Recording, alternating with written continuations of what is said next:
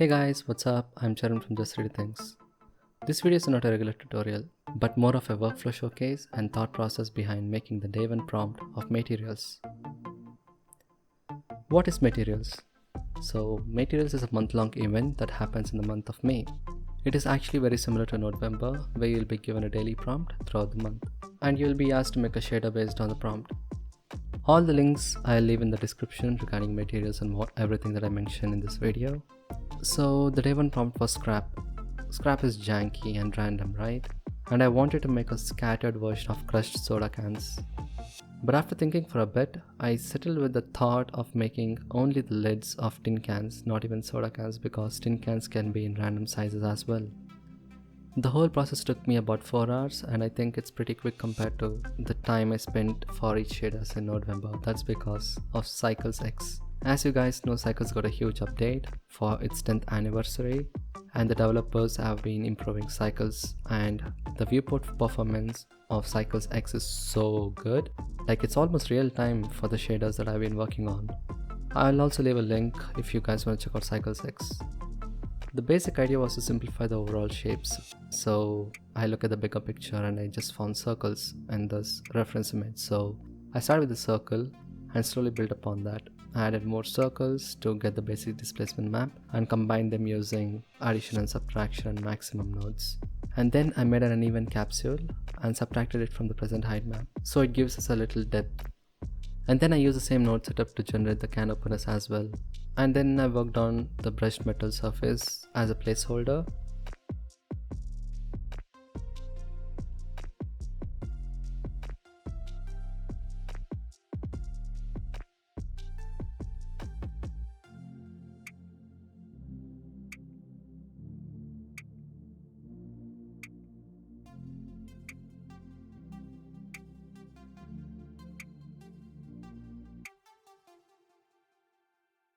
So the next major step was to tile them all over the plane and even the sphere. So I use this technique called Voronoi tiling to scatter the height map. You can find better explanation of this technique and the thought process behind the whole thing in the Procedural scratches video.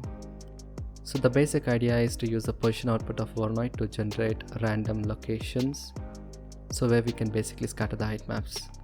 This can also be helpful to give random rotations and scales because we have the color output of Voronoi.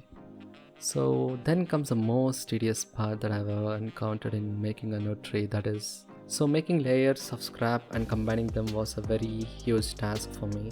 There was no easy way, unfortunately.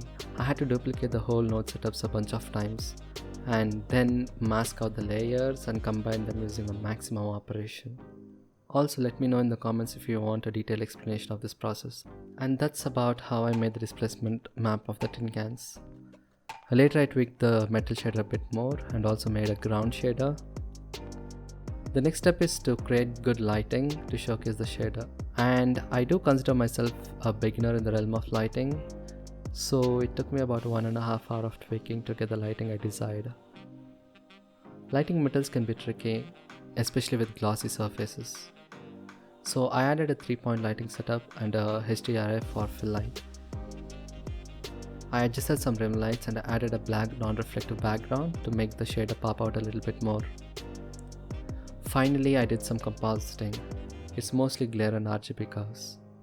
So I do highly recommend you guys to participate in these challenges. It helped me a lot with understanding the shaders and helped me to improve my attention to detail skills.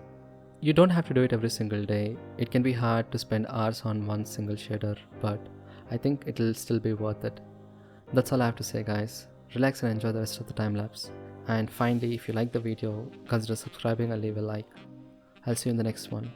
Bye bye.